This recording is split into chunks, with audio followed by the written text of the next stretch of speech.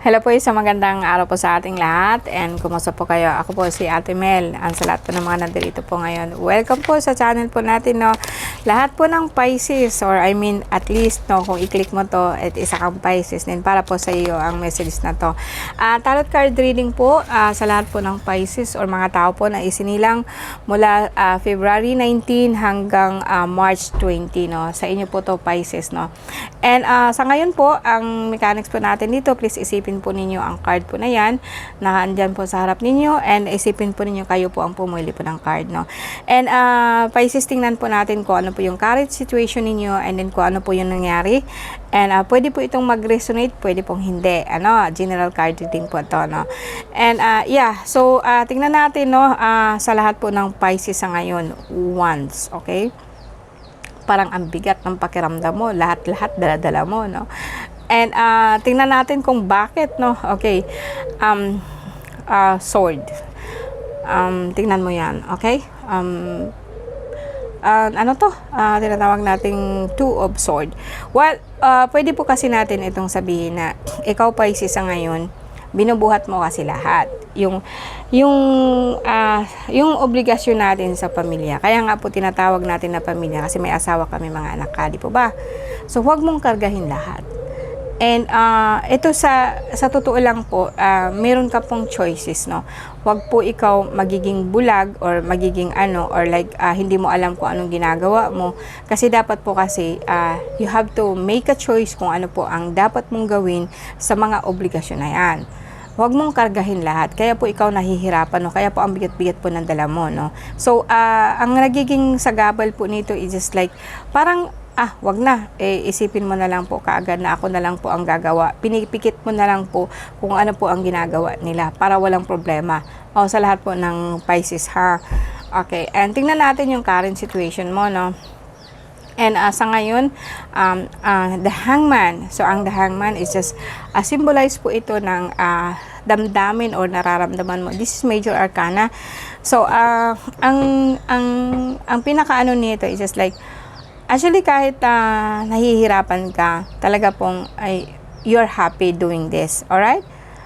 Kung iniisip mo naman po na kailangan mo talagang gawin to, and then it makes you happy, fine for me. Kung halimbawa kung kargahin mo ang lahat po ng problema po sa pamilya, kasi itong pamilya po talaga, lumabas po dito is pamilya. Okay, and ang sumunod dito is yung subconscious mo. Tingnan natin. And yes, Ace of Sword, marami ka po sanang iniisip, marami ka po sanang gustong gawin. And then tingnan po natin in the past kung ano po talaga po nangyari sa iyo, mga anak mo. Alright? So, ibig sabihin natin dito is like, ikaw po Pisces, parang iniisip mo po yung mga anak mo, kinakarga mo na lang po sana, hindi mo na po sinasabi. And then, yes, nangangarap ka po para po sa kanila. Meron ka kasing pangarap po para sa kanila. And kaya po ito sinasacrifice mo. Ibig sabihin po natin na, actually, Pisces, no, alam ko naman po na kahit karga-karga mo yung pamilya, karga-karga mo yung mga gawain sa bahay, karga mo yung ganito nga, ganyan, sabihin po natin, pikit mata ka lang po. Lahat po kasi sinasakripisyo mo, and then you're not complaining. Parang sa akin, masaya ka sa ginagawa mo. And ito'y lahat po dahil sa mga anak mo. Alright? Now, ngayon tingnan natin kung susunod po, no? Ang susunod po dito, immediate po is just like work. Parang ikaw po is like nangangarap ka po sa mga anak mo, kasi para pagdating po ng magandang kinabukasan na immediate po dito is like magkakaroon po sila ng magandang trabaho. Ito talaga po yung iniisip mo. So far sa ngayon po, guys, parang sa lahat po ng Pisces dyan, no, talaga pong may worry ka po sa anak mong babae. And sana po nga ay like pangarap na sana po magkaroon po siya ng work, magiging okay po ang life niya. And ito po para po sa kanya, no. And immediate po, pwede pong sabihin po natin na sa ngayon, sabihin po natin na okay, personal, hindi mo na iniisip yung mga anak mo, no. So, nag-iisip ka po ng work, nag-iisip ka po ng paano ka po makakapagtrabaho ngayon. May iniisip kang paano mo siya gagawin, and naghahanap ka po ba ng work, or sabihin po natin na meron kang tinatrabaho, and sa ngayon, immediate po to ha, and iniisip mo siya kung paano mo siya gagawin. Sundan natin kung ano yung susunod, okay? Yes, parang may nakita po ako ditong disgrasya or something, and so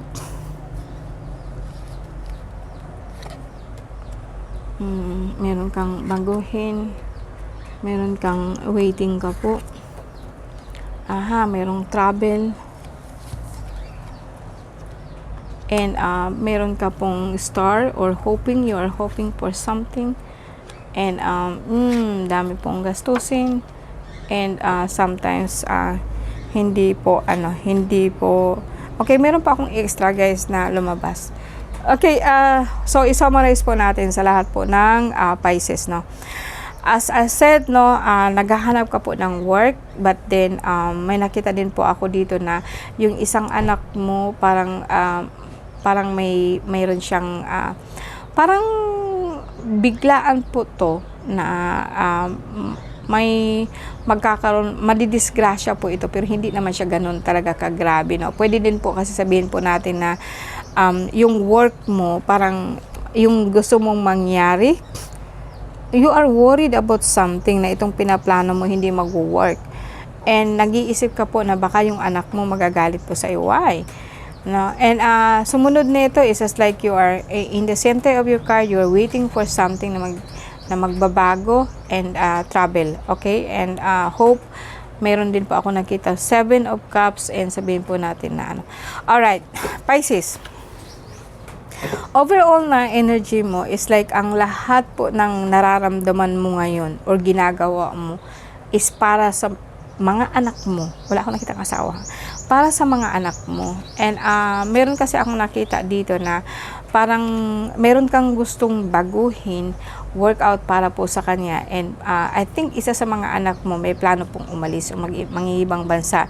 Then meron din pong isa sa mga anak mo na mangyari na parang meron ditong nangyari po na parang niloloko yung anak mo, and kuminsan po talagang nagtataka ka kasi kung bakit ang isang anak mo puro gastos siya, puro gastos. And minsan kasi guys, no, talagang harapin po natin na hindi sa lahat ng pagkakataon nagsasabi sila ng totoo sa'yo, no. So eto kasi lahat ng iniisip mo ngayon is para po sa mga anak mo, and lahat po ng workout ng trabaho mo para po sa kanila. And itong isa kasing anak mo, pasaway po siya, no? And parang kumbaga sa akin, ito po yung parang hindi mo siya pwedeng pagsabihan, kasi pag pagsabihan mo siya, magagalit po siya. And pero may balak po itong umalis po ng ibang bansa, no. And makikita mo dito na kuminsan po magsasabi sila, daddy or mommy, kailangan ko po ng pera, ganito nga ganyan. And nagtataka ka kung bakit po grabe po yung gastos nila. Dahil po kasi hindi po niya sinasabi lahat, no. So be careful po, kasi itong mga anak po natin kung minsan lahat ginagawa natin, tapos pagkatapos at the end magsisinungaling pa sa atin. But they don't know. They didn't know how you sacrifice for them. Alright? And now, ito naman po is like, guys, no, sa lahat po ng Pisces ngayon, parang makikita ko din dito na despite pa, no, mahal na mahal mo talaga sila, no? Parang, no, kahit nga sabihin ko nga sa iyo is like, nag-aalala ka sa kanila kasi baka po ngaya madisgrasya, baka po napunta sa ibang masamang barkada. And kuminsan po, kahit sabihin po natin niluloko ka po kasi nga hingi sa iyo ng pang-allowance, no? And hindi po siya nagsasabi ng totoo. Well, pwede pong sabihin po natin dito na at the end of this, ano po ikaw, you are very trustworthy. Yung nagtitiwala ka talaga sa mga anak mo. Yung buo ang tiwala mo sa kanila, yung that they can do this, no, parang kahit nga ganito po ang ginagawa sa kanila, okay lang sa'yo. Kasi parang, kumbaga sa akin, you really love them, you believe in them, you trust them, parang ganun ang nakikita ko dito. So sa ngayon sa Pisces, no, pagdating naman po sa pera, kasi wala akong nakikita dito, like ang lahat talaga ng focus mo, para sa mga anak mo. Ay yung mga trabaho na sabihin natin may trabaho ka, yes, sa bahay, o yes, sa work, yes, kung halimbawa lalaki ka man po, no? Pero may nakita talaga ako dito na ang focus mo talaga is ang attention mo sa mga anak mo, na makaalis po sila, makapagtrabaho, makapasa, po, kasi may nakita po ako ditong parang dokumento, or sabihin po natin na pipirmahan po niya. So, ibig sabihin, pwede ding palabas po siya ng ibang bansa. But, lahat po siya sa ngayon, plano pa lang. Ito ang gusto mong mangyari para sa mga anak mo. Pisces, no? And, yeah. So, wala akong nakikita na ito para sa'yo. Lahat para sa mga anak mo. So kung halimbawa naman pagdating naman po sa pera, no, ikaw po yata yung tao na parang kung anong nandiyan, let it be. Hindi ka po nangangarap ng sobra para sa sarili mo. Lahat ginagawa mo para sa mga anak mo. And may travel po ikaw, kung ako tatanungin mo, may travel po ikaw, but then sa ngayon hindi pa siya mangyayari, no. May travel po ikaw, but then it's gonna be soon. And ito'y about din po sa work na pagta-travel mo, no. Pero hindi pa talaga siya definite. Hindi siya definite kung kailan, ang alam mo lang po, may travel po kayo, no. So, guys, no, sa lahat po ng Pisces sa ngayon, no, tingnan natin kung kung meron ba silang ibang aspect. Tingnan natin kung para naman po sa sarili nila, kasi we have only 10 minutes, no. Hindi masyadong makwento ang Pisces ngayon. Parang tahimik lang siya. Yung parang ang Pisces ngayon is like, kung anong iniisip niya nasa loob lang, hindi po niya sinasabi lahat. And makikita mong talaga pong nakafocus po siya, ang attention niya, ang iniisip niya lahat sa mga anak niya, pero wala para sa kanya, no. Okay, walang para sa sarili niya. Okay, yes, may inaano po dito talagang travel, pero talaga pong hindi siya mangyayari so far, kasi po pera po is hindi sapat. Pero itong travel na to is overseas, no? Parang tatawid ka ng dagat, and ayaw mo, kasi nga po parang nahihirapan ka po sa gastos, nahihirapan ka po sa pag-budget, no? And yes, parang may inaano po ako dito na kuminsan po, guys, no, ingat kayo kung ikaw po lalaki, parang nagaano po yung prostate mo, kaya po minsan ihi ka po ng ihi. Pwede din po dito na parang may inaas ka pong malaking pera, and sa ngayon po parang hirap na hirap, hindi siya hirap, no, may minamanifest ka pong malaking halaga, no. I think, no, baka loto to, no, minamanifest mo talaga pong malaking halaga, and gusto mo na siya ngayon na po mangyari, agad-agad na. Hopefully, ito po is very positive card, no. Parang ito pong ina-ask mo po na malaking halaga, and nag-iisip ka po talaga ng magandang project po, is talaga pong parating na po siya, no. And guys, no, sana pahinga ka muna, kasi kuminsan po talaga pong dito sa bahay mo, o parang naiinis ka rin kuminsan, no, kasi parang puro na lang po trabaho, and minsan po talagang may naiinis po sa iyo, or ikaw po naiinis ka po kasi puro po na lang trabaho. Like, I think I also think po na maganda din po siguro kung mag-rest po yung mind mo. Huwag ka na pong atat na atat po, kasi ang lumalabas kasi dito is just like atat na po ikaw, na yung pera mo is just like marami po ikaw nawala, waiting, like hindi pa po siya nag-manifest, and nagagalit ka na po doon. And bitong sword, I think you have to rest, and i-rest mo kasi yung mind mo para hindi ka po talaga masyado po maiinis. And dito, guys, naman po, within you, no, sa loob po ng damdamin mo, ng isip mo, consciously, subconscious, is like ang sentro po ng card mo is yung project. Meron kang project po na wino-work out. And ang plano mo nga po dito is baka nga po by travel, and by business po siya, na kung saan yung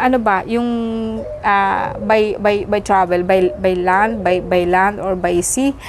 And I think parang ang project mo sigurong iniisip is just like magkaroon ka po ng sasakyan, no, by na makaka-travel ka po, no. Although hindi sasakyan ang lumabas dito, pero by travel. So itong malaking halaga is wino-work out mo siya para po sa project mo. And soon it will be given kasi mag-work out mo na kasi siya. Lagi mo na siyang iniisip kung paano mo siya gagawin. Alright guys, no, sa lahat po ng Pisces, thank you very much for watching, no. And sana see you soon. And sa susunod naman po dito is like, ay nako guys, no, wala pa kayong kundi puro lang po card reading. You love this one, ha? Talagang gustong-gusto ninyo po ang card reading, mga gabay po, no. Sana po susundin po ninyo yung mga sinasabi ko kasi ako, I don't want this to be just for fun. Sana po makakatulong po ako sa buhay nyo. Maraming salamat po guys sa lahat po ng Pisces. Thank you very much po.